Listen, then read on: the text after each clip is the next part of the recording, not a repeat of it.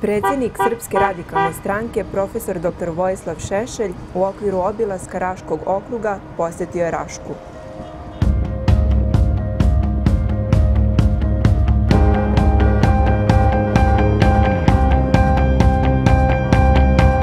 Po dolasku u Rašku, predsjednik srpskih radikala uputio se ka sali bioskopa gdje je održana tribina na kojoj su promovisane njegove nove knjige.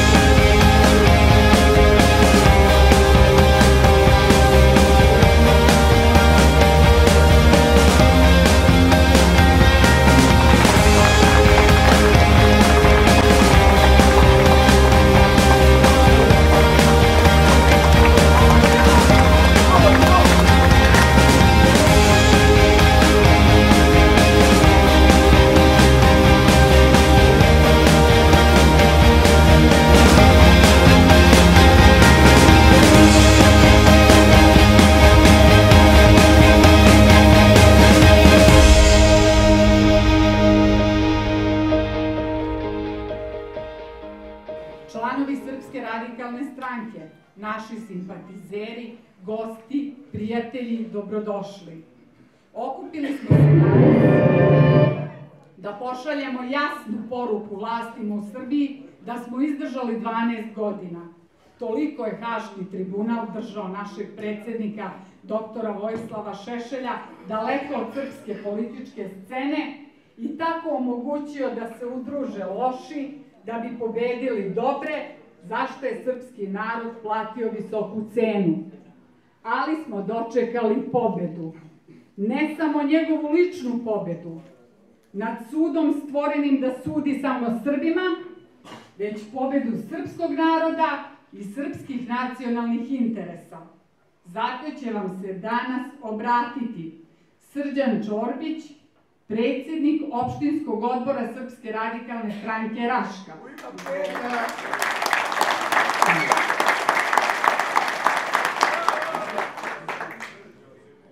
Pre nego što bilo šta kažem, ja ću da vam se izvinem zbog zakašnjenja, jer je bio udez dole na Ibarskoj magistrali, pa smo malo kasnili sa protokolom.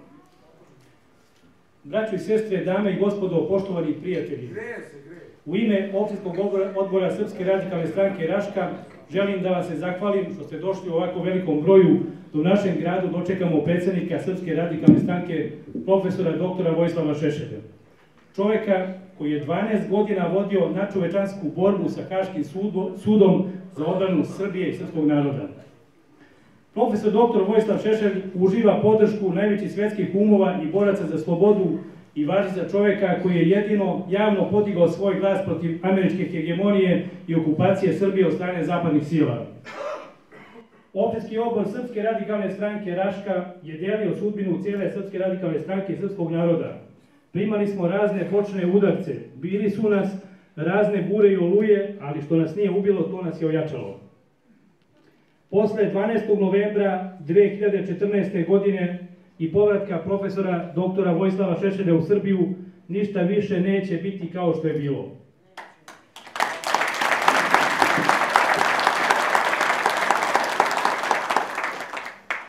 Opštinski odbor Srpske radikalne stranke Raška je od početka 2015. godine mobilisao svo članstvo i trenutno se sprovodi totalna reorganizacija stranačke infrastrukture koja se ogleda u omasovljenju i pomlađivanju stranke, reizborima u mjesnim odborima koji ne funkcionišu dovoljno dobro, kao i kadrovskom ojačavanju opštinskog odbora.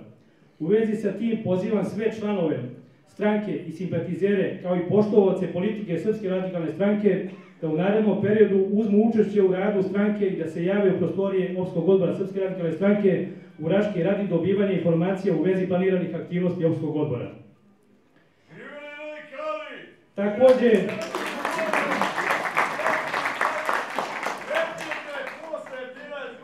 Također pozivam sve bivše članove stranke koji su iz nekih razloga otišli u druge političke partije da se vrate u Srpsku radikalnu stranku Raška gdje će biti prihvaćeni i odmah uzmu rad i učešće u radu opštinskog odbora. Na kraju želim da pozovem sve članove stranke, sve građane i sve patriote da stanu pod barjak Srpske radikalne stranke i da zajednički započnemo borbu za oslobađanje Srbije od uticaja zapadnih hegemonističkih sila koje nam ništa dobro nisu donele. I započnemo borbu za ekonomski oporavak Srbije i svih njenih građana, jer je na političkoj sceni Srbije Vojislav Šešelj jedini političar koji je zbog odbrane svog naroda i Srbije bio spreman da da svoj život. Srbije je potreban takav čovek na čelu. Srbija voli Šešelja. Živeo Vojislav Šešelj, živela Srpska radikalna stranka, živela velika Srbija.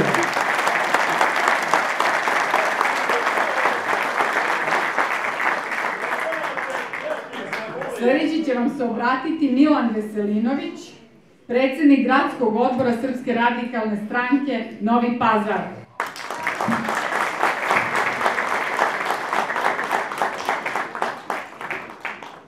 Braćo Srbi, sestre Srpkinje, želim sve da vas pozdravim, a pre svega ispred opštog odbora Srpske radikalne stranke Starog rasa, kako je danas nazivaju Jeni Pazar, Novi Pazar.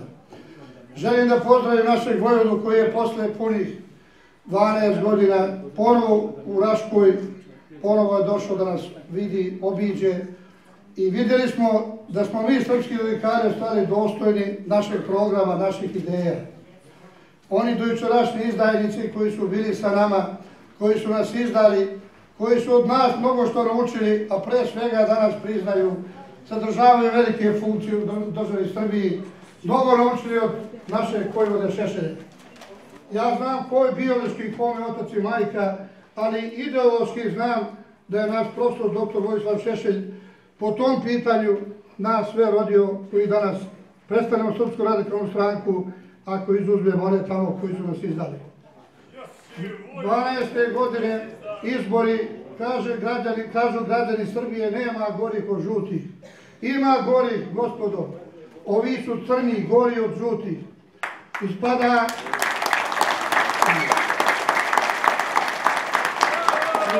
da je Boris Tadić četnik za Tomu Nikolića i Aleksandra Vučića. Ono što su oni izdali za 10 dana, to Tadić nije izdao za 8 godina. Izdali su nam Kosovo i Metohiju, izdali su moju Rašku oblast, izdali su Srbiju. To je jedna sramota. Mene je sram što sam bio u takvom društvu i su bili sa mnom. Ja moram da kažem otvoreno, pre samo nekoliko dana Aleksandar Vučić je našao snage da dođe u Novi Pazar, da čestita dan grada, molim vas. I to dan grada, Jeni Pazar, koji je postao prije 554 godine. Zaboravio je da je tamo stari ras postojao 4 vijeka pre toga, da je prva srpska državnost, pravoslavlja i srpske državnosti. Sve je to Aleksandar Vučić zaboravio i došao da čestita kako bi se dodvoreo, ne bi li ponovo prevario građane da ga glasaju. Sa ovog mesta pozivam ne samo Raščane, nego sve nas koji smo u Raškoj oblasti da podignemo glavu, da vidimo gde se nalazimo i kud ćemo dalje. U našem kraju, Pazar, Tutin i Sjenica, više se mladi ne vraćaju. Mi tamo nemamo ni doktore, ni profesore, ni inženjere. Jednostavno oni što su otišli Beograd, Novi Sad, Kragujevac, nema ih više. Ne mogu da dođu do posla. Novi Pazar i okolina je predata onim predstavnicima muslimana koji koketiraju u vladi Srbije. Pa da li je Sulejman Ugljanin, da li je Rasim Ljajić, da li je Muftija, svejedno. Srbi se tamo više ništa ne pitaju i nas niko od 2000 godine ne pominje. Zato nam je sreća što sam se vratio vojvoda Šešelj, da dobijemo jednu snagu i nacionalnu i moralnu, da dobijemo pre svega veru u sebe i da verujemo u našu partiju i ako Bog da na sljedeće izbore da pobjedimo.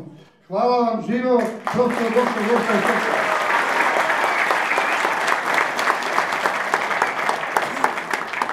Pozivam Dobroslava Dobrića, predsjednika Okružnog odbora za Kosovsko-Metohijski okrug.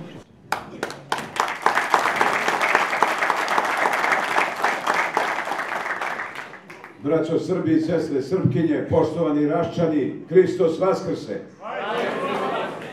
Došao sam da vas pozdravim ispred srpskih radikala Kosovsko-Mitrovačkog okruga, da zajedno na ovom veličanstvenom skupu pozdravimo pobednika. Pozdravimo pobednika nad pobednicima. Predsjednik naše stranke, dr. Vojislav Šešelj, je pobedio u Hagu i tamo opravdao sve nas, sve Srbe i državu Srbiju.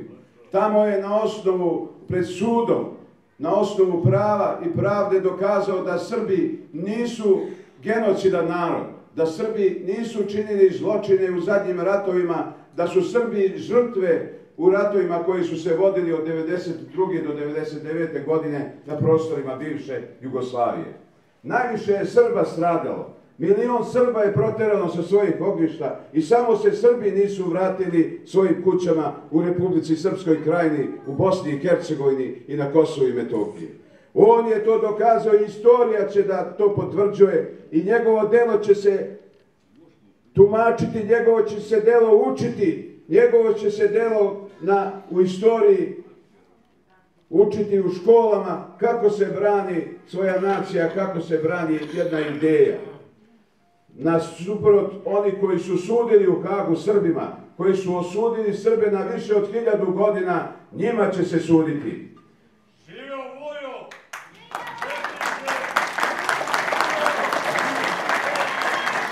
Mi, Srbi sa Kosova i Metohije, iako smo svega 10 kilometara odavde, danas smo nažalost morali da prođemo graničnu kontrolu na graničnom prelazu Jerinje, na granici koja nikada tu nije bila. Nije bila ni za vreme Otomanske imperije, nije bila ni za vreme okupacije fašističke Nemačke od 1941. do 1945. godine.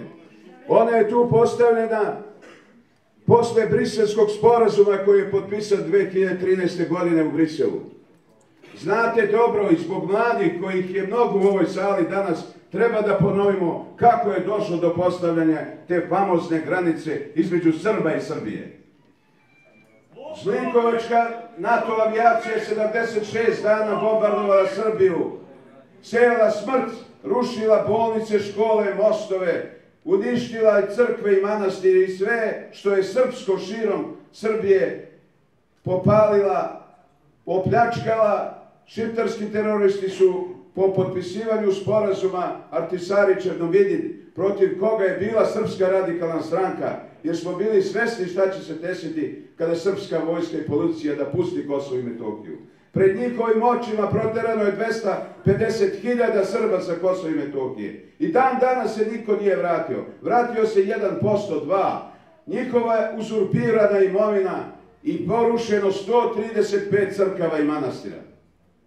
Ostalo je nešto Srba na Kosovu i Metohiji u većim srpskim sredinama, u srpskim enklavama i u 4 opštine na severu Kosova i Metohije.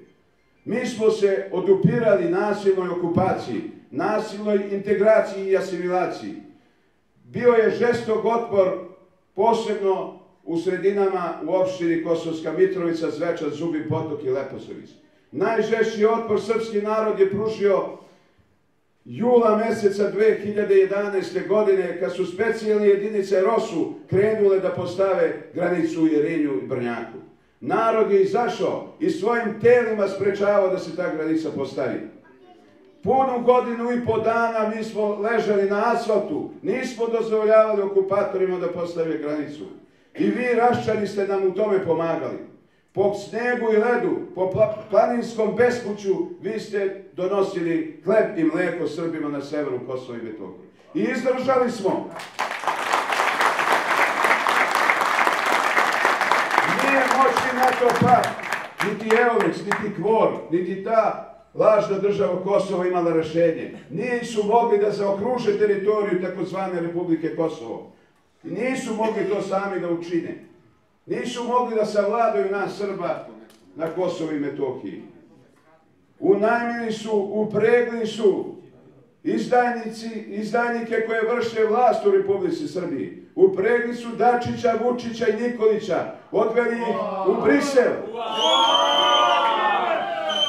I tamo su oni potpisali taj famozni briselski sporazum u 15 tačaka.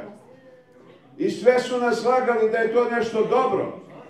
Da je to dobro za srpski narod, da će se formirati zajednica srpskih opština, da će Srbima u užem području Republike Srbije biti mnogo bolje. Od toga nema ništa. Evo 2 godine su prošle, nema ni zajednice srpskih opština, nema ni boljeg života za Srbe, ne samo na Kosovu i Metohiji, nego u cijeloj Republici Srbiji. Koga oni lažu? To nam najteže pada, zato što nas lažu, što ta televizija, ta moćna televizija i sve televizije koje su stavili pod kontrolom prenose njihove laži, a to su lažovi nad lažovima. Ja mislim da na svetskom prvenstvu, ako bi se organizovalo u lažima, oni bi zauzeli visoko mesto. Birajte najbolje među vama da vas predstavljaju, birajte one koje će se boriti za srpske nacionalne interese. Hvala Bogu, predsjednik naše stranke je došao i on će da povede sve nas u tu borbu za pobedu Srpske radikalne stranke i za bolji život u Republici Srbiji. Živela Srbija, živela doktor Vojislav Šešelj. Pomaže Bog, braćo i sestre, pomaže Bog srpski radikali, pomaže Bog Raščani. Dolazim iz Kraljeva, onog koje se nalazi nizvodno iz Ibar. Dolazim iz Kraljeva da vam prenesem pozdrave srpskih radikala i svih Kraljevčana koji isto kao i vi žive teško, žive mučno u ovoj našoj napaćenoj Srbiji. Pitaju me ovih dana mnogi, da li si potpuno siguran i uveren u tu svoju borbu i u tu svoju ideju? Ja im kažem i vi svima pričajte. Jesam, uveren sam u ideju koju propagira Vojislav Šešelj, uveren sam u ideju i ideologiju srpskog nacionalizma, ideju velike Srbije. Uveren sam u to da Srbija može, sme, da se bori za svoju budućnost i da mi Srbi, a pre svega srpski radikali, moramo da povedemo tu borbu. Zašto verujem u tu ideju? Zato što veruje u nju Vojislav Šešelj. On je pokazao da čovjek koji je spreman da veruje u svoju ideju, koji je spreman da se bori za tu svoju ideju, koji je spreman da da svoj život za tu ideju, je rođen da pobedi. Mi smo sledbenici pobednika. Čoveka koji je u Haškom tribunalu pokazao šta ume i koliko može i šta sme. Razorio je tu belosvetsku nakazu, tu aždaju koja je napravljena da davi nas Srbe, da jede jednog po jednog. Tamo su bili najbolji Srbi. I tamo su danas, nažalost, još uvek najbolji Srbi. Ta aždaja nije joj dovoljno što jednog po jednog uništava, traži volju našeg da se vrati tamo. Mi ga ne damo. I neka zna ta belosvetska banda da Vojo iza sebe ima ljude koje je ubedio, naučio kako da se bore i za njega, i za Srbiju, i za ideologiju srpskog nacionalizma, i za sve ono što je temelj i osnov na kome mi delujemo i što je u budućnosti temelj i osnov na kome treba da se pokrene Srbija. Ja neću mnogo ovde da govorim i da oduzimam vreme Vojvodi Šešelju. Samo želim da vam poručim u ime Kraljeva i Kraljevčana. Budite spremni za borbu. Borba je pred nama i u toj borbi mi, srpski radikali, zajedno sa Vojislavom Šešeljem, moramo da pobedimo, jer druge nema. Ova banda na vlasti nas je dovela na ivicu propasti. Na ivicu propasti. Od nas zavisi da li ćemo u taj ambis da uđemo ili nećemo. Zato glavu gore, srpski radikali, od sela do sela, od grada do grada, od čoveka do čoveka. Govorite o pobedi Srbije i Srpske radikalne stranke. Živeo profesor dr. Vojislav Šešelj, živela velika Srbija, Živeli braćo!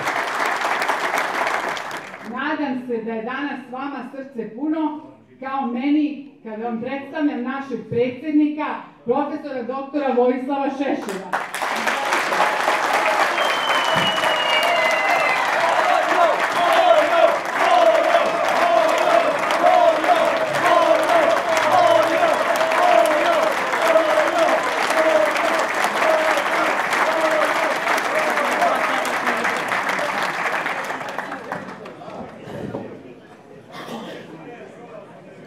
Braćo Srbi i sestre Srpkinje, vidite kakva je u Srbiji jagma za privilegijama. Pa ko velim, dok još ima nešto što nije razgrabljeno, da i ja ščepam neku privilegiju, a to je da danas sedeći ovdje govorim.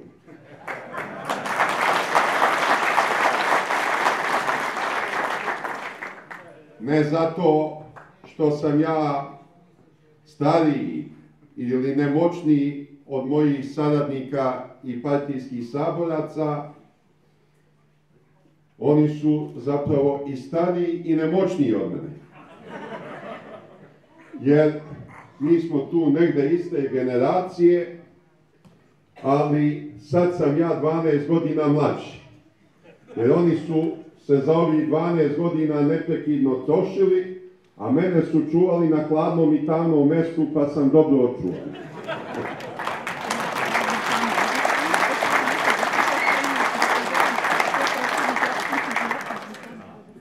Pustili su me iz Haga, računajući da ću uskoro umreti.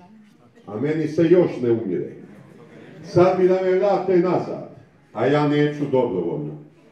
Pa nek me hapse ovi moji saradnici. Slabi su to učenici bili, oni su moj pedagoški promašaj.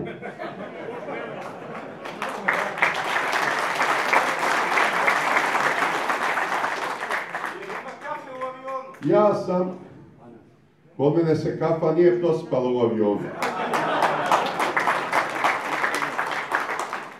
Ja sam želeo da odem u Hag, otišao sam, video, borio se i pobedio. I ne znam više zašto bih odlazio. Ali Hag je mjesto strašne tuge i tragedije. Tamo su utamničeni najistaknutiji srpski političari, vojni komandanti, policijski oficiri iz 90. godina. Haški tribunal postoji da bi se sudilo Srbiji i celom srpskom narodu. Srbi su tamo generalno optuženi za sva zla koja su se desila u građanskim ratovima u toku raspada Jugoslavije i 80% svih optuženih su srpske nacionalnosti. Svega 20% Hrvata, bosansko-hercegovačkih muslimana, Albanaca i Makedonaca. Tamo se Srbima izriču najteže kazne zato što su branili otadžbinu.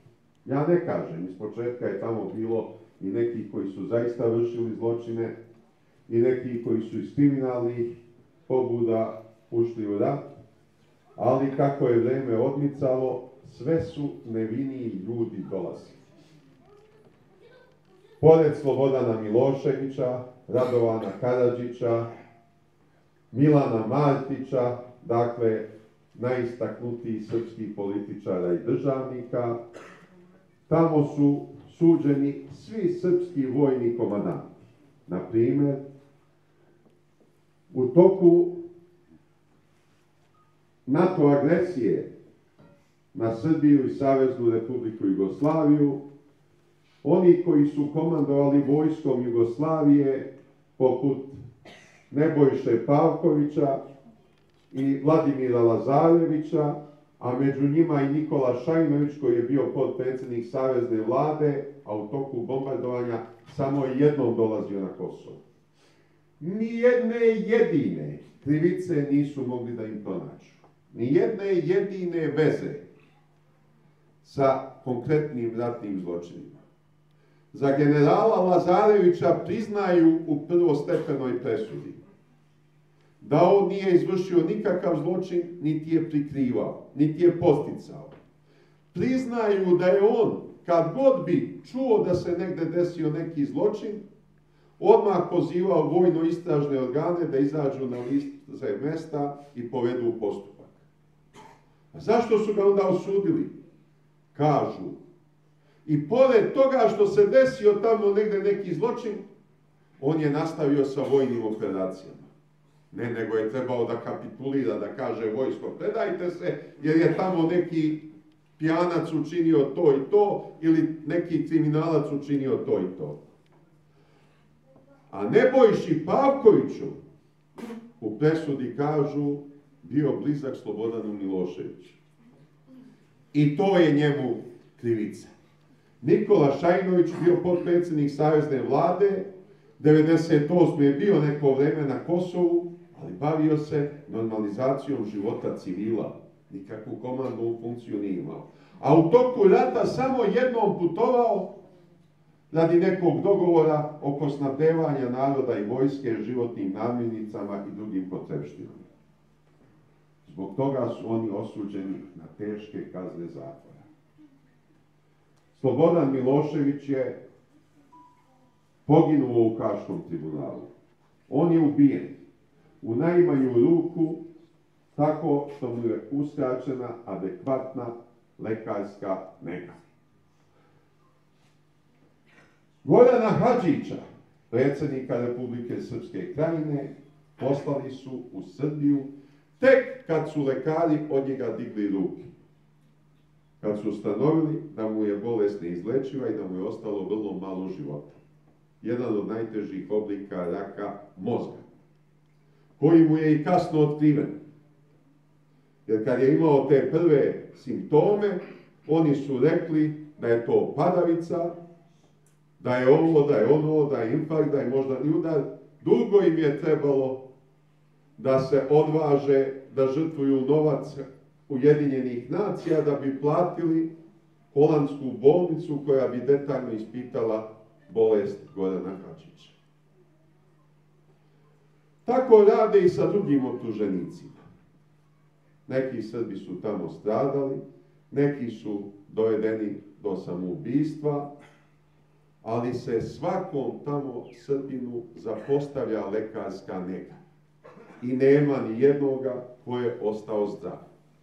Zašto? Zato što su lekarske usluge u Holandiji veoma skupe, a zatvorski lekari štede pare Ujedinjenih nacija, pa tek posle velikog insistiranja ponekad pošalju optuženike na lekarske preglede. To je ono što se desilo nama Srbima. Zašto? Da bi se ostavila lažna slika istorijskih zbivanja za buduća pokolenja. Da bi istoričari iz haških presuda učili šta se stvarno dešavalo u tim ratovima. I da bi za sve Srbe optuživali. I 10, i 50, i 100, i 200 godina od ovog našeg vremena. To je ono s čim sam ja želeo da se obračunam. Otišao sam tamo, oran, pun volje i odlučnosti da razbijem Haški tribunal upravo po ovim pitanjima. Po pitanjima interpretacije istorijskih zbivanja, po pitanju raskrinkavanja lažnih svedoka, po pitanju razotkrivanja falsifikovanih dokumenata. I nadam se da i vi mislite da sam bio prilično uspešan, jer posle moga procesa više niko ozbiljan u svetu neće reći da je Haški tribunal normalan sud, da sudi po pravu i pravdi, da je nepristrasan, da poštuje sudsku proceduru. A to mi je bio cilj, da Haški tribunal izvrgnem što većem ruglu. To sam činio svakog dana u toku mog procesa. Nažalost, malo je dana suđenja tamo bilo. Negde oko 250 dana nisam ih stigao ni izbrojati. a sve ostalo vrijeme sam bio na leru, na stand-by. I to je jedna taktika koju oni vrlo rado primjenjuju. Dođe čovjek tamo, uveren da je nevin, da mu ne mogu dokazati nikakvu krivicu, a oni ga ostave da čeka godinu, 2, 3 do početka suđenja. I ljudi tu pucaju, gube strpljenje, postaju nervozni, razbolevaju se. Svašta im se dešava. Mene su držali 5 godina pre početka suđenja. Od prvog dana sam rekao da ću se braniti sam. To je za njih bilo užasavajuće. 5 godina su pokušavali da mi nametnu advokata. I morao sam da štrajkujem glađu, da dođem do ivice smrti, da bi oni popustili i omogućili mi da se sam branim. A tek su se onda uhvatili za glavu, vidjeli kako to izgleda kad četničkog vojvodu dovedu pred sud.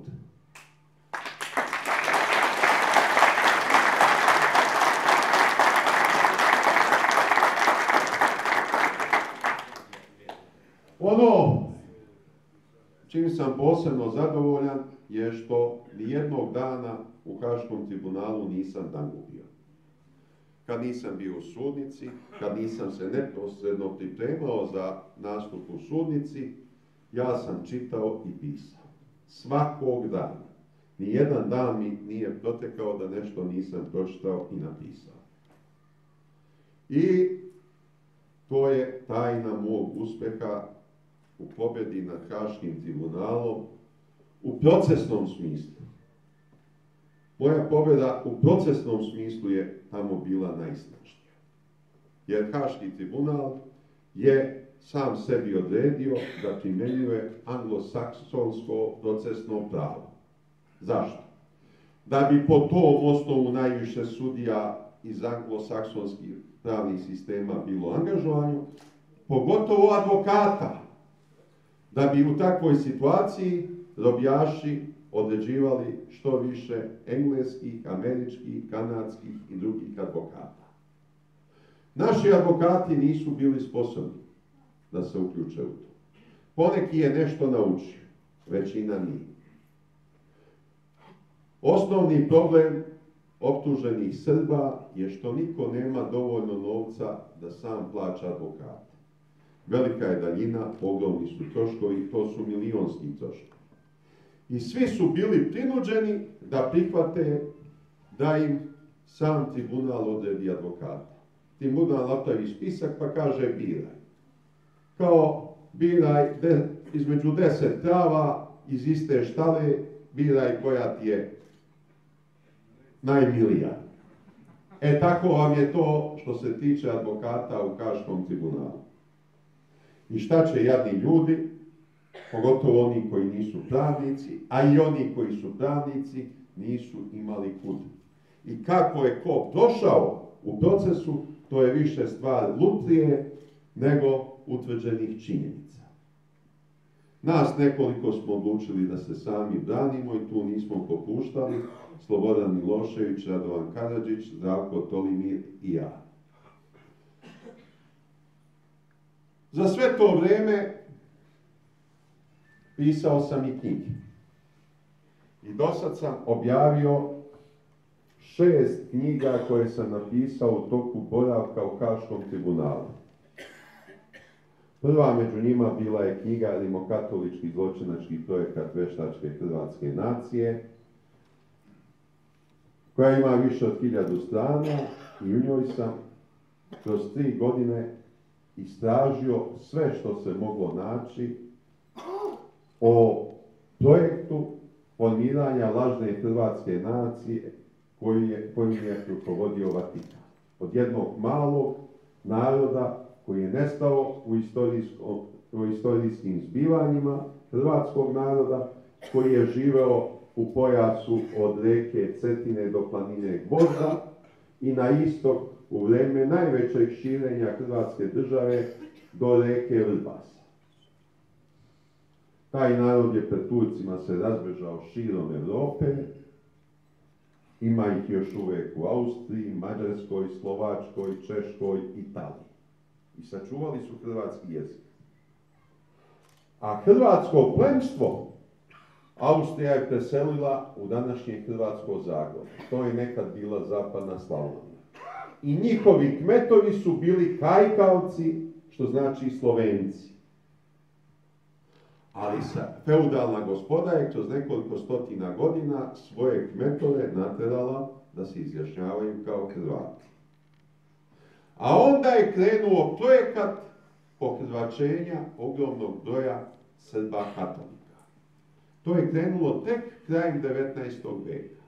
A vrhunac dostiglo 1900. godine kada je održan u Zagrebu Hrvatski katolički kongres. Po instrukcijama Josipa Juraja Strossmayera i Franje Račkog ustanovljen je osnovni princip. Svi koji govore, kako su još tada rekli, hrvatsko-srpskim ili srpsko-hrvatskim jezikom, a katolici su, oni su Hrvati.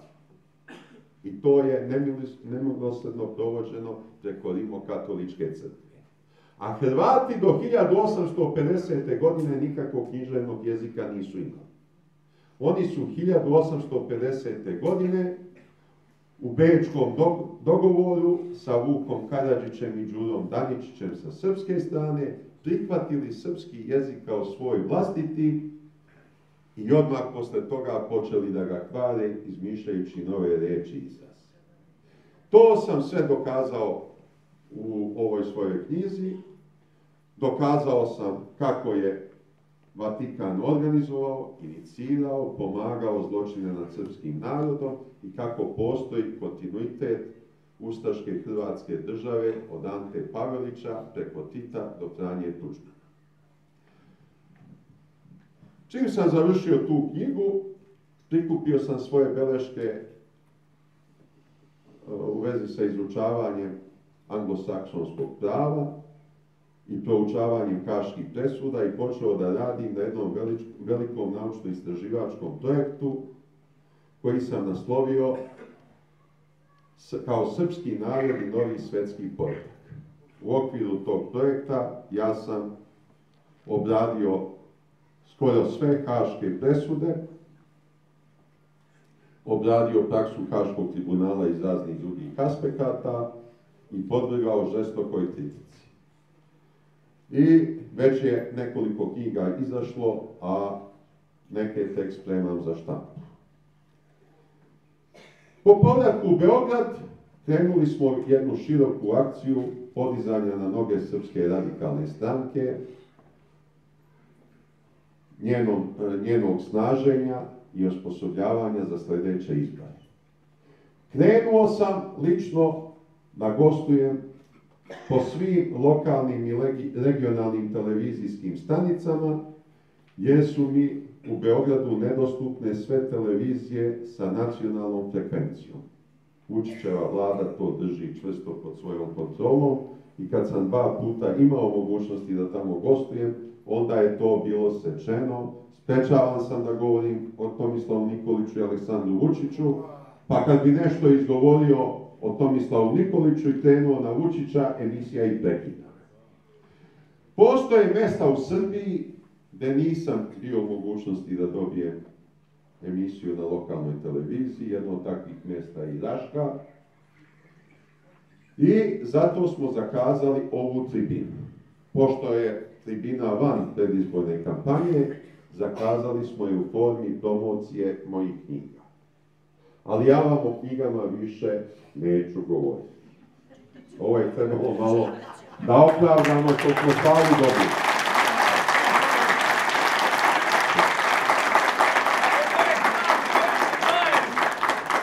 Znači, već sam dosadio govoreće knjige. Dobro, televizije su prisutne, možda ćemo buduće i pozvati u neku emisiju, ja ću se vrlo rado odazvati, opet ću doći u Rašku. Ali do sad me nisu pozivali, nisu dali, tražili smo. Dobro. Ono o čemu želim da vam govorim je tragična situacija u kojoj se danas nalazi cijeli srpski narod. Posle one onog nesrećnog eksperimenta sa kraljevinom Srba, Hrvata i Slovenaca, odnosno kraljevinom Jugoslavijom, posle one teške tragedije života pod Titovom komunističkom diktaturom, došle su krvave 90. godine, vreme sloma komunizma, koje je nas Srbe dočekalo nespremni, a naše neprijatelje potpuno spremni. I u tom periodu počelo je razbijanje Jugoslavije po onim šavovima koje je Tito skrojio, obmanjujući srpski narod. Srbi to nisu smjeli da dozvole, da prihvate, i to je dovelo do krvavog građanskog rata. 90. godine su ispunjene ratovima, sankcijama, blokadama i bombardovanjima. Mi možemo da kritikujemo režim koji je tih godina upravljao Srbijom, i mi radikali smo neke 2,5 godine bili u to vreme u koalicionoj vlasti. Možemo da kritikujemo smatrajući da bi mi bili mnogo bolji, ali to je teško dokazati.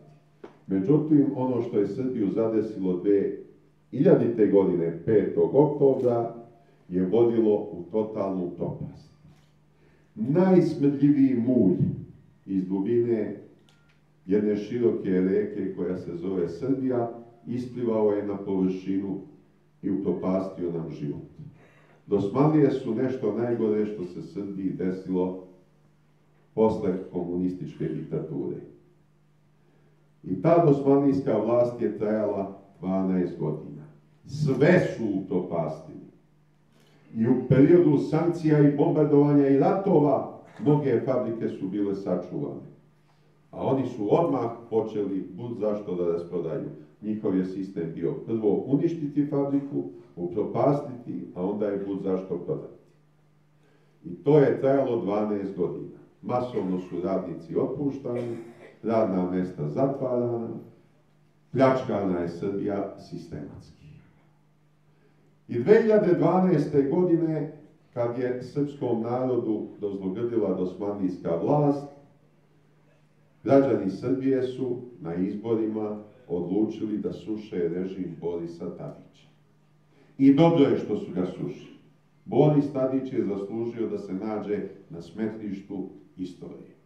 Dosmanlije su se pokazale kao najgori izdajnici i po nacionalnom pitanju, i po postepenoj predaji Kosova i Metohije, i po hapšenju haških optuženika. Prvo je Zoran Đinđić uhapsio Slobodana Miloševića i isporučio ga na najveći srpski praznik na Vidovdan, Haškom tribunalu, a posle se isporuka prihvatio i Koštunica, samo što je imao podmutliju varijantu.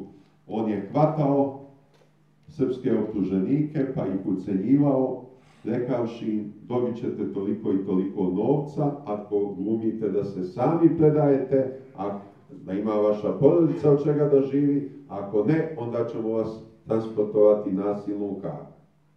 I ogromna većina ljudi je to prihvatila. Koštunica je, odnosno njegova policija, njegov ministar Dragan Jočić, uhapsili su Zdravka Tolimira na Bežanijskoj kosi u Beogradu, zamotali ga u džak i odvezli u Bratunac u Republici Srpskoj, odglumili da je on tamo pronađen i odatle poslali za Hag. Najdrskiji i najpodmukniji je bio Boris Tadić. On je uhapsio Stojana Župljanina, Radovana Karadžića, Ratka Mladića i Gorana Hadžića, i svaki put se pred javnošću busao u prsa. Umjesto da se stidi, da ga je sramota, da ide u najbližu crkvu da danonoćno kleči zbog tog izdajstva, on se busao u prsa i hvalisao: eto, on je bio tako jak i sposoban, on je isporučio istaknute srpske političare i vojne komandante. Nažalost, nakon pada režima Borisa Tadića, na vlast su došli naši nekadašnji najbliži saborci i prijatelji. Oni su vrbovani od strane zapadnih obavještajnih službi, bili u sprezi sa Borisom Tadićem i njegovim režimom, dobijali od njih mnogo novca, dobijali i od Mila Đukanovića, Stanka Subotića, Miroslava Miškovića i od mnogih drugih. Iz početka su glumili, posebno Tomislav Nikolić, da je riječ o njegovom ličnom sukobu sa mnom, pa da smo zbog toga morali da se raziđemo. Ali on zadržava staru radikalsku politiku, srpski nacionalizam, velikosrpsku ideologiju i sve ostalo. Međutim, po proteku 2 godine vidjelo se da je potpuno krenuo čudak naopako. Na suprotne pozicije prešao i postao jedan od najvećih izdajnika. Pored toga, obrezao je u kriminalu, nekad je bio častan i pošten čovjek, skroman, imao malu kućicu u okolini Kragujevca, a sada ne zna šta će od silnog bogatstva. On i njegova supruga. Miroslav Mišković je kapitalista.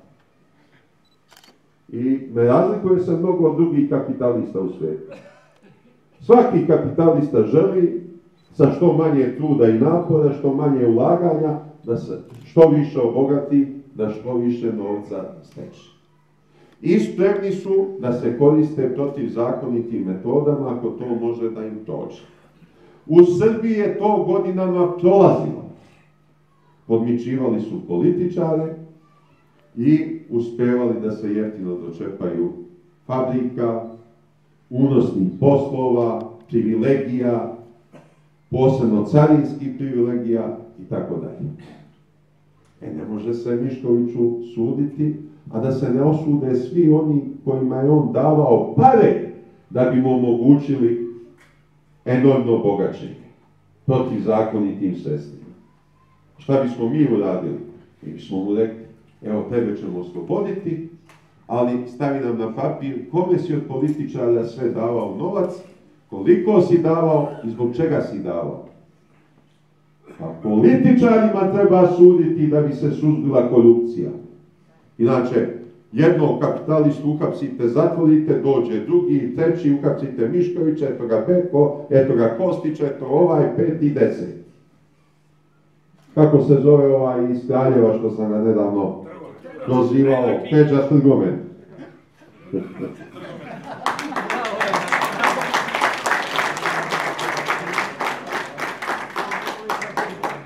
Dakle, to je problem ove fingirane borbe protiv kriminala. Ona ne može zato da da ozbiljne rezultate. Pred prošle izbore sva Vučićeva obećanja mogu se svesti na 3 reči. Da narod živi bolje. To je ponavljao na svakom mjestu. I vi ste ga verovatno više puta slušali kako to govori. A odmah posle izbora smanjio plate i penzije. I sad narod živi bolje. Još da je potpuno ukinuo plate i penzije, narod bi najbolje živio, ne bi imao o čemu da brine. Što nije pre izbora rekao da će smanjivati plate i penzije. Pa da vidimo ko bi glasao za njega. Onda počele nove afere da se dešavaju. Povodom ovih privatizacija, ne znam da li ste obavešteni, ima toga mnogo na našim internet sajtovima i mojim i Srpske radikalne stranke. Raskrinkali smo aferu oko Sartida i Esmarka, raskrinkali smo aferu oko Etihada, aferu oko ministra zdravlja Zlatibora Lončara, oko ministra Aleksandra Vulina i mnoge druge. Ne bi vam to ponavljao. Šta je još ovaj režim uradio? Naprednjaci su oštro kritikovali Tadićev režim zbog izdaje Kosova i Metohije. I svi se toga sećate. Obećavali su, kad pobjede na izborima, da će anulirati sve ono što je postignuto u Briselu kad su pregovarali žuti, demokrate, Borko Stefanović i ostali. Jel se sećate toga? A čim su došli na vlast, odmah su pogazili to obećanje. I šta su uradili? Ušli u još dublju izdaju. Ono što se žuti, dosmanlije, demokrati ne bi usudili ni da sanjaju da urade. Što ni za 10 godina možda ne bi uradili. To su Tomislav Nikolić, Aleksandar Vučić i Ivica Dačić uradili za nekoliko dana. Jer, dok oni to nisu uradili sa briselskim sporazumima, Srbi su na Kosovu i Metohiji imali ozbiljne šanse da opstanu i da sačuvaju bar one srpske enklave koje su držali pod kontrolom. Što je nama za budućnost veoma važno kad sazru istorijski uslovi svetske okolnosti za povratak Kosova i Metohije. Oni kažu žuri se. Zašto im se žuri? Ako se nekome žurilo se najviše kosovsko-metohijskim Srbima, a oni su apsolutno odbacili ove izdajničke poteze.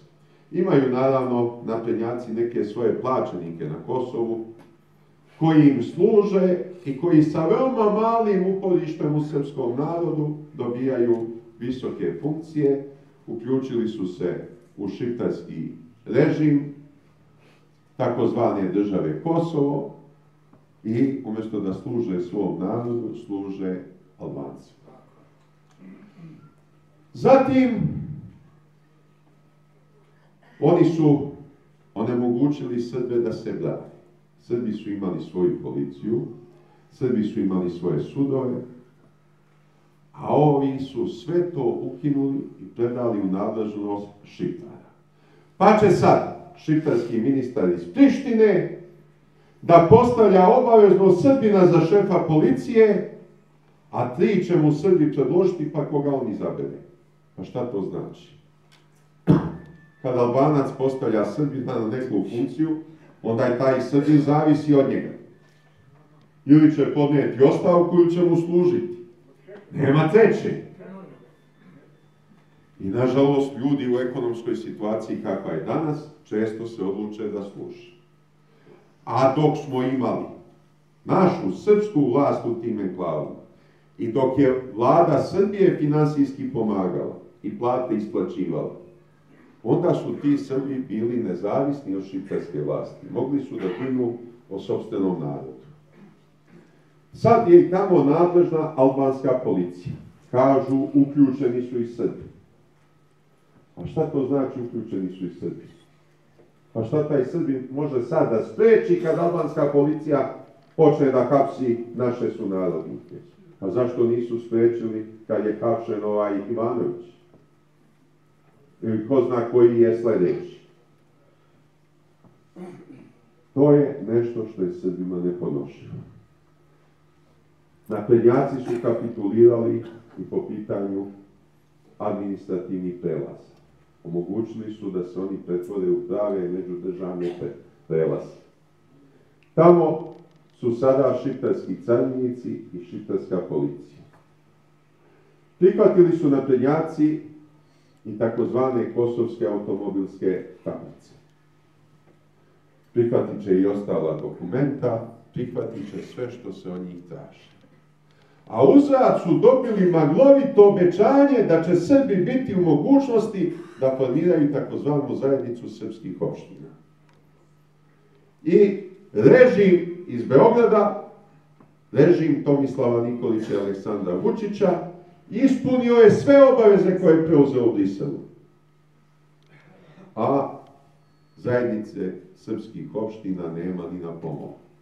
I albanski funkcioneri im jasno kažu, to će možda i moći da se formira, ali imat će status nevladinih organizacija. To će biti kao Žene u crnom, ili nešto slično. Šta je bila alternativa? Nije se smelo žuriti. Trebalo je čekati. U tom čekanju nam je svima bilo teško. Najteže kosovsko-metohijskim Srbima. Ali ako su oni imali strpljenja da čekaju, i da žive vrlo skromno i siromašno, oslanjaju se na Srbiju, onda je i vlast u Srbiji trebala da im to pomogne. Šta nam je trebalo biti uzor za ugled? Primer Kipra. Pre 40 godina Turci su izvršili agresiju i okupirali trećinu Kipra i proglasili državu kiparskih Turaka i naselili još mnogo turskog stanovništva iz Turske. I onda je uspostavljeno primirje, došle su trupe Ujedinjenih nacija i kako tad, tako i danas. Turci ne popuštaju u pogledu okupacije, a kiparski Grci odbijaju pregovore. Ni Kumanovski sporazum, ni rezolucija 1244. Ta rezolucija je izričita. Čim uđu u NATO trupe, omogućit će se Srbiji da vrati do 1000 svojih vojnika i policajaca na Kosovo. I gde su? Nema ih. Da se vratilo 1000 vojnika i policajaca, za Srbe bi bila neuporedivo povoljnija situacija. Jer napad na te vojnike i policajce je napad direktno na Srbiju. Ne mogu ni ostati skrštenih ruku, niti i Srbija sme ostaviti bez pomoći. A ovako, kad bi pritekla u pomoć kosovsko-metodijskim Srbima, Zapad bi Srbiju optužio kao agresora. Tu je ogromna razlika. Nikada Zoran Đinđić nije tražio da se primeni ta rezolucija. Nikada Vojislav Koštunica to nije tražio. Nikada to nije tražio Boris Tadić. Nikada to nisu tražili ni Tomislav Nikolić, ni Aleksandar Vučić. Oni su spremni ponekad da napadnu albanske političare iz Albanije. Ramu, na primjer. Spremni su ponekada da napadnu i šiptarske političare iz Prištine. Tačija, na primjer. Tači jeste zločinac, nema nikakve sumnje. On je glavni krivac za odvođenje srpskih zatočenika u Albaniju i vađenje njihovih organa. To svi znamo. Obećali su pre 5 godina da će formirati Međunarodni sud da to istraži i od toga nema ništa. To je samo bacanje magle. Prašne u oči srpskom narodu. To je ponekada i sredstvo da se malo pritisne Tači kad iskače iz onog okvira koji mu odrede zapadne sile u sučeljavanju sa Srbijom. Lako je napasti, znate, i albanskog premijera i ove šiptarske lidere verbalno. Ništa se tomu ne gubi. Ali oni su samo instrumenti. Oni su puko sredstvo zapadnih sila. Oni su i Edi Rama, i Tači, i ostali su sluge Amerikanaca i Evropske unije. Ne može se Tony Blair primati u Srbiji kao počasni gost, a ovamo glumiti da se neko suprotstavlja srpskim neprijateljima u vidu Rame, Tačija i tako dalje. Jesu oni srpski neprijatelji, ali oni ne bi mogli ništa. Ne bi ih bilo nigde na političkoj sceni da nisu instrumentalizovani od strane Zapada. Zapadu treba reći istinu u lice. I ne popuštati. Nadignu dreku u štampi, što je Edi Rama na utakmici organizovao let onog drona, provokaciju sa zastavom Velike Albanije. I na kraju podviju red. I na kraju Edi Rama dolazi u Beograd i dočekan sa državnim počastom. Tako isto, napadnu Tačija, tvrde da će biti uhapšen ako dođe u Srbiju, a onda se s njim rukuju u Briselu. Kako ja mogu sebi dozvoliti onda ako sam predsjednik vlade ili republike ili ministar inostranih poslova, da se rukujem javno s nekim ko je u mojoj državi osuđen kao zločinac? Može li to? Ne može to. A je dobro u zatvoru, strpaju nas na isto mjesto, nema niko od nas nikakvu državnu funkciju, jer tamo smo svi obični, bez funkcija. Pa nas prisile da se družimo i da kontaktiramo dnevno. Ali ovdje je prisila druge vrste. Tomislav Nikolić, Aleksandar Vučić i Ivica Dačić su obavezni svojim gazdama i još će mnogo zahteva ispuniti. Sad iz Europske unije otvoreno traže da se omogući Tačiju da dođe u Beograd. I šta vi mislite šta će se desiti? Mislite isto što i ja. Mogu li otpade da padaju? Mogu. Otpade mogu da padaju. Da li će ga pustiti za 1 dan, za 5 dana, za 10 dana, za 20 dana, za mjesec dana. Ali ko da gledam, da će ga pustiti i da će ga lepo dočekati. Jesu krenuli tim putem. I taj put je bez kraja. Ako ih ne oborimo u najskorije vreme, oni će sve upropastiti. Očigledno je Zapad se sprema da nam ocepi Vojvodinu. Postoji projekat prvo da se Vojvodina proglasi za europsku regiju, da se kao takva na određen način neformalno pripaja Europskoj uniji, da se oslanja na Mađarsku, da se oslanja na Hrvatsku i tako dalje i da ode u pogodnom momentu. Postoji projekat da se Raška oblast odvoji od Srbije. I taj projekat sad nije u fazi realizacije. On je u fazi vršenja pritiska na režim u Srbiji. Da im se stavi do znanja, ako ne budete poslušni, evo šta će vam se desiti. Pa u trenutku kad im se stavlja do znanja, izađe muftija sa svojom paravojnom organizacijom. Tu su prisutne tendencije panislamizma.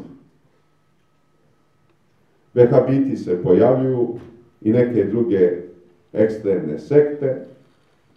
Jedan broj ljudi odlazi i da ratuje na strani tih panislamista i fundamentalista u Siriji, u nekim drugim državama i tako dalje.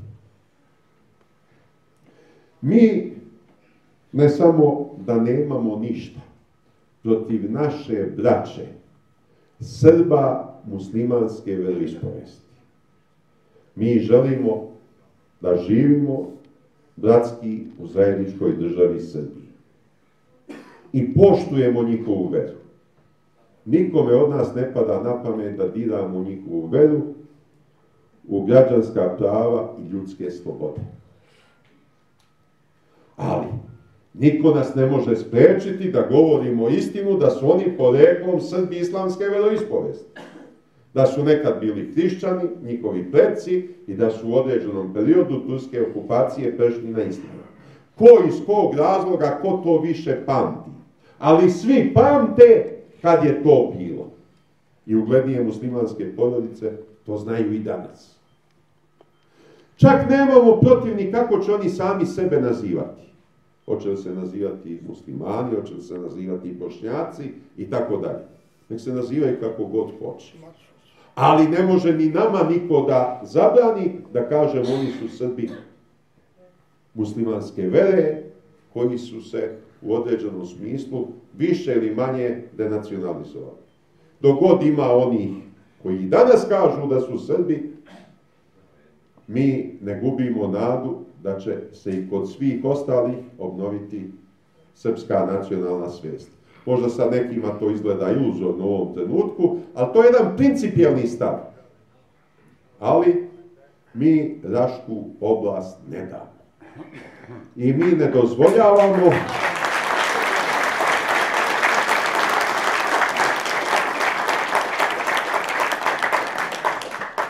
dozvoljavamo nikakav autonomni Sandžak da se ovdje stvara.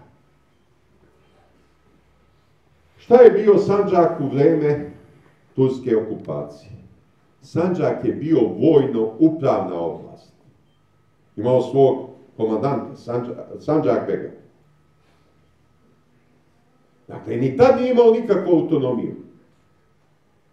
To je podela na vojne okruge. A Novopazarski Sandžak je imao specifičnu ulogu, jer kad je Austrija okupirala Bosnu i Hercegovinu, ušla je sa svojom vojskom i u Novopazarski Sandžak, on je formalno ostao pod turskom vlašću, sa turskom administracijom, ali su austrougarske kasarne bile raspoređene na nekoliko mjesta. Po Pošto nema tradicije ni da je u Turskoj bio autonoman, nema razloga da bude u Srbiji autonoman. I nećemo dozvoliti dakle, da se stvara bilo kakva autonomija. Šta bi značila ta autonomija? Da se omogući onim najekstremnijim među muslimanskim liderima da preuzmu vlast, a onda Srbima ne bi bilo opstanka. To dozvoliti ne smijemo.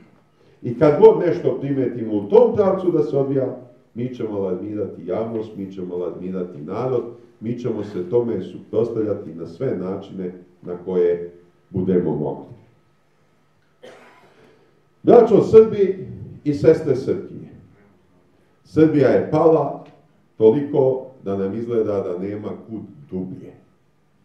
Pred nama su izbori, lokalni, pokrajinski u Vojvodini, ali ćemo se boriti da budu i na svim nivoima. Mi moramo ovom režimu pružati otpor, ne smemo više verovati njegovim propagandnim lažima, klevetama. Znate, ja dobro poznajem i Tomislava Nikolića i Aleksandra Vučića.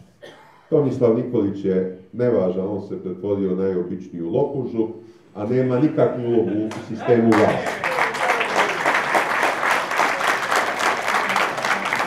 Ali zašto je veoma opasan Aleksandar Vučić?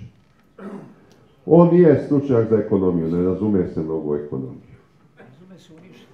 On je bio odličan pravnik na pravnom fakultetu, sve je 10 imao, a on se baš nema osjećaj za pravo. Nema osjećaj ni za demokratski parlamentarizam. Ali je u jednoj stvari neprevaziđen, bar u Srbiji. On je izuzetan manipulator, demagog i vlada svim tehnikama medijske manipulacije. A glavni je urednik svih televizija u Srbiji.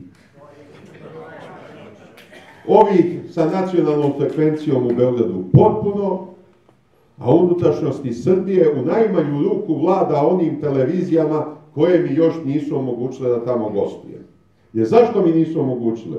Zato što je Vučić naložio iz Beograda, a lokalne vlasti u kojima učestvuju naprednjaci to sprovode.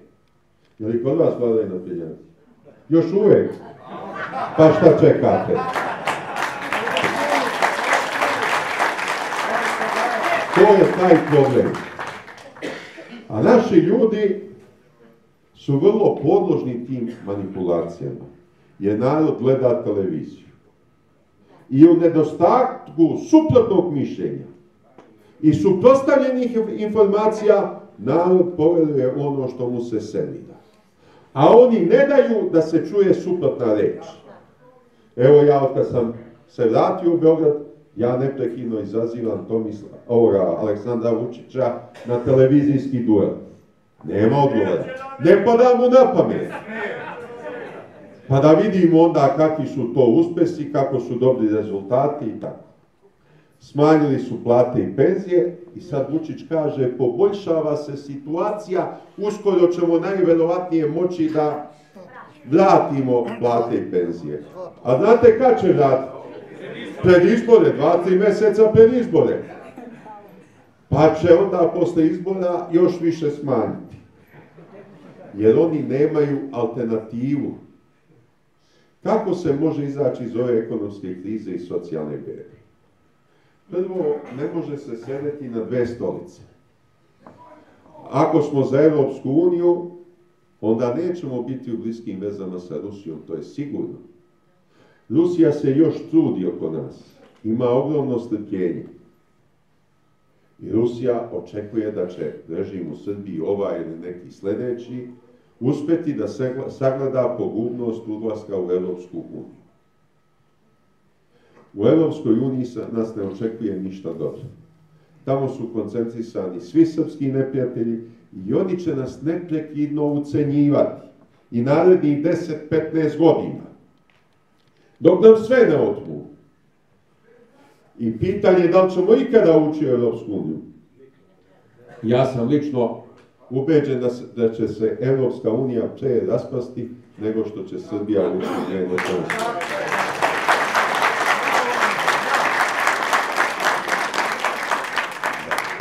Mi moramo da zaštitimo naše tržište. Boris Tadić je 2008. godine, njegov režim je odlučio da se ukinu sve carine za uvoz robe. Jesam li prekoračio vreme? Predugo govorim. Vi me zaustavite kad osadim. Boris Tadić je, odnosno njegov režim, ukinuo sve carine za robu iz Europske unije. I time je budžet uskratio za iznos od 400 do 600 miliona evra godišnje. Da je Vučićeva vlada vratila te carine, ne bi trebalo smanjivati plate i penzije. Da je Vučićeva vlada ukinula finansiranje društvenih organizacija i udruženja građana, ne bi trebalo smanjivati plate i penzije.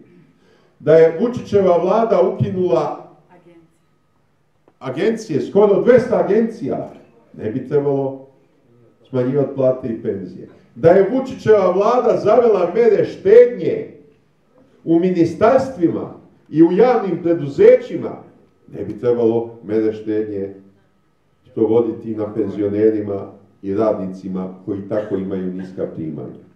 Gledajte, vlada odlučila da se proda toliko i toliko automobila. Šta su radili ovi u Srbijagasu? Rasprodali krntje i kupili sad najskuplje džipove. Danas u novinama čitam.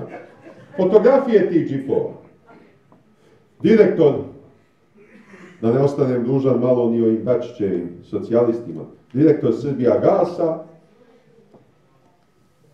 kako mu ono beše ime? Bajatović. Dušan Bajatović.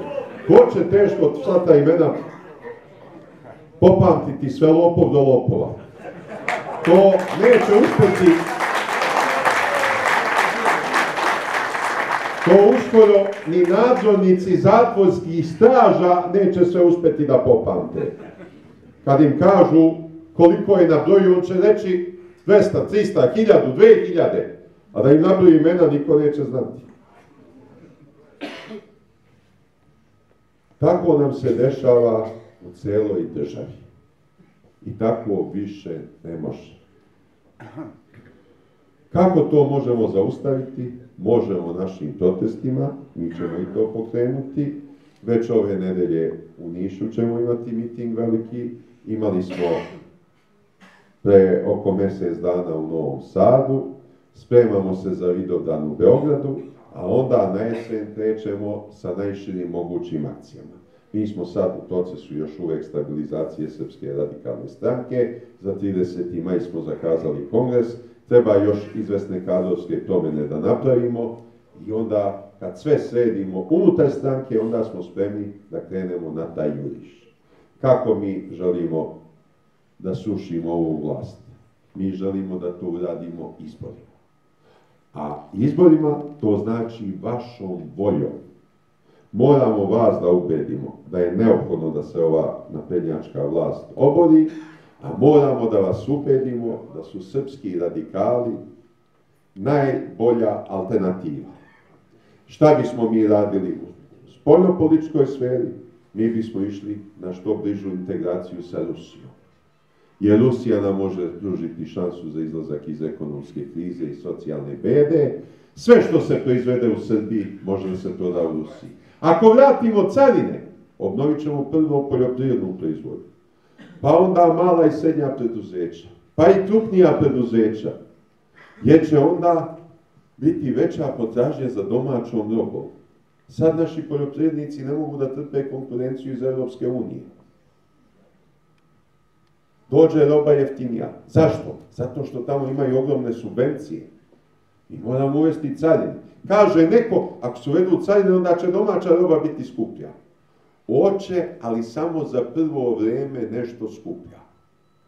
Ali sav taj novac koji se da za domaću robu ostaje u Srbiji. Pa se obrće, pa se proširuje proizvodnja. A sav novac koji se da za stranu robu odlazi iz Srbije i to je dodatna propast za Srbiju. Rekoh, koja je to alternativa postojećem režimu. Lako ćete je prepoznati. Pogledajte koja vas politička stranka nikad nije prevarila. Zatim, pogledajte koja politička stranka u Srbiji od osnivanja do danas punih 25 godina ništa bitno nije menjala u svojoj ideologiji i u svom političkom, ekonomskom i socijalnom programu. To je Srpska radikalna stranka. Mi usavršavamo svoju ideologiju i svoj program, ali kako smo krenuli, tako i stajavamo. Pogledajte koja politička stranka ima snažnu unutrašnju disciplinu i sve one koji se ogreše o pravo i moral vrlo brzo odstranjuje iz svojih redova. To je Srpska radikalna stranka. Pogledajte koja stranka ima rukovodstvo koje nije ogrezlo u kriminalu, u korupciji, koje se ne razmeće bogatstvom, koje nije se moralno ogrešilo ni o kakve društvene norme. Srpska radikalna stranka. Pogledajte koja stranka ima rukovodstvo koje je pokazalo i dokazalo da je spremno da se žrtvuje za interese naroda i države, za svoju ideologiju i za svoje političke ciljeve. Dakle, tu nema mnogo da se razmišlja, a uvijek treba razmisliti. Ali u ovom slučaju je sve jasno, sve čisto. Dosmanlije su pokazale šta znaju i umeju. Ne znaju ništa, a upropastili su sve. Opljačkali su sve što su stigli. Naprednjaci su pokazali šta znaju i umeju, ne znaju ništa, a upropastiše i ono što je preostalo. Socijalisti Ivice Dačića su pokazali šta znaju i umeju. Oni su samo znali da izdaju Slobodana Miloševića i da se stave u službu zapadnih sila. Drugo ništa. Ostala je, braćo i sestre, Srpska radikalna stranka, stranka mladosti i budućnosti. Valjda sam vas ubedio da sam i ja dovoljno mlad da se tako predstavljam.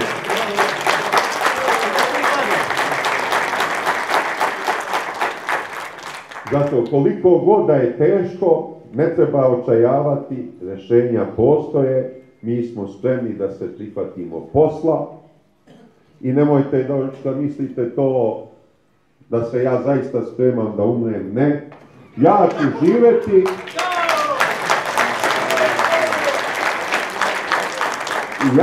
živjeti bar toliko da naprednjake oborimo sa vlasti, da formiramo radikalsku vladu i da mi istekne prvi mandat u toj vladi.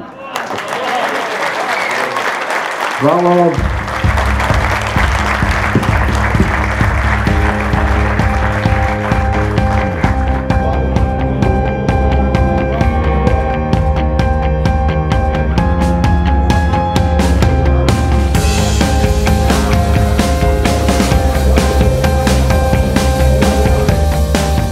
Po završetku tribine profesor dr. Vojislav Šešelj dao je izjavu za lokalne medije, nakon čega je krenuo put opštinskog odbora Srpske radikalne stranke Raška, gde je sa članovima odbora održao sastanak. Gospodine Vojislav, eto posle 12 godina ponovo u Raški i u Raškoj oblasti, kako ste rekli danas, šta ste, sa kakvom porukom dolazite srpskim radikalima, ali i građanima ove regije? Pa ja obilazim sve opštine i okruge Srbije.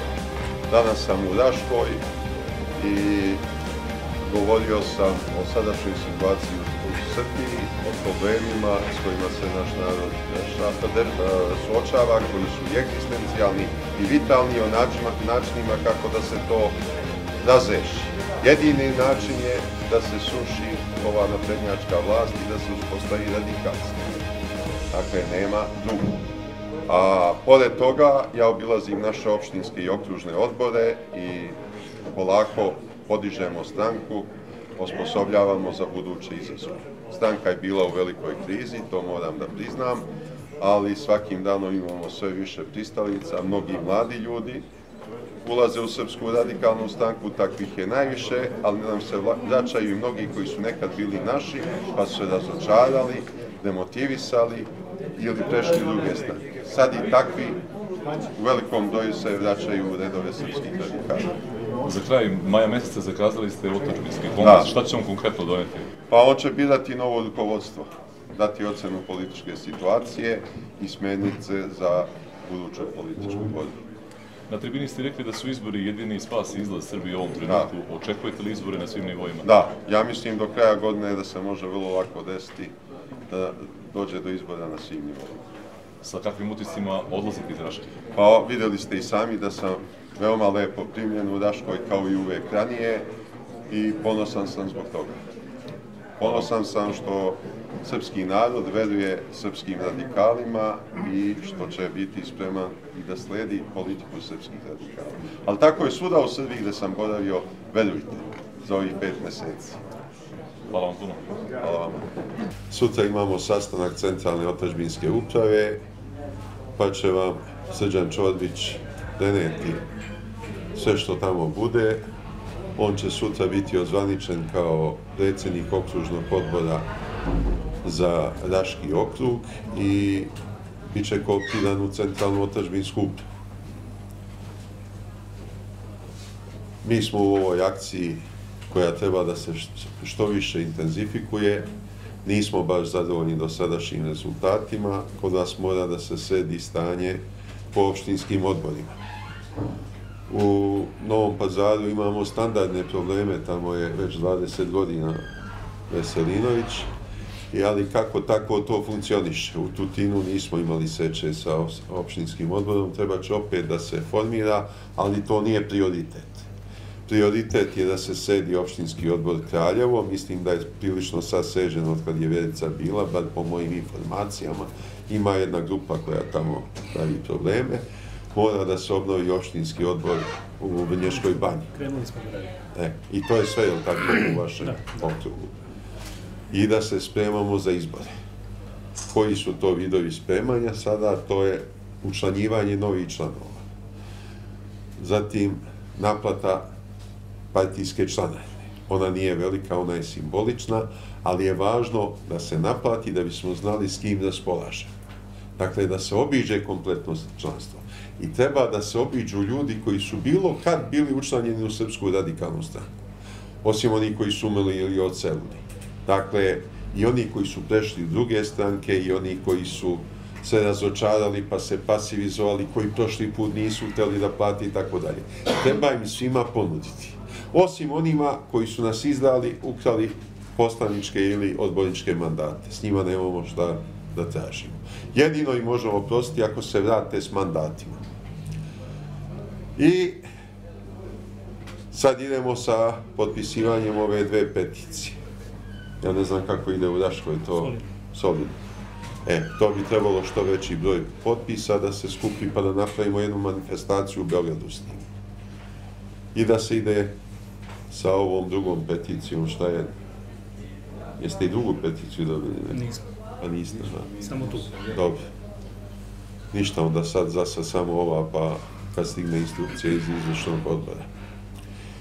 Treba da se, sad već prečešljavaju, treba da se razgovara o kandidatima za odbornike. Ne da se prave kompletne liste, nego da se ljudi evidentiraju, da se vidi ko može najviše glasača da privuče. Dakle, moraju oni koji su najprivlačniji glasačima da budu na listama, ali koji su nam pouzdani, koji nas sigurno neće izdati. A ako posle dođemo na vlast, onda ćemo ostale kadrove raspoređivati na odgovarajuće funkcije kako bi reprezentovali stranku na najbolji mogući način. Treba da se već spremaju liste potencijalnih kontrolora. Ja ne znam kakva je konkretno kod vas bila situacija.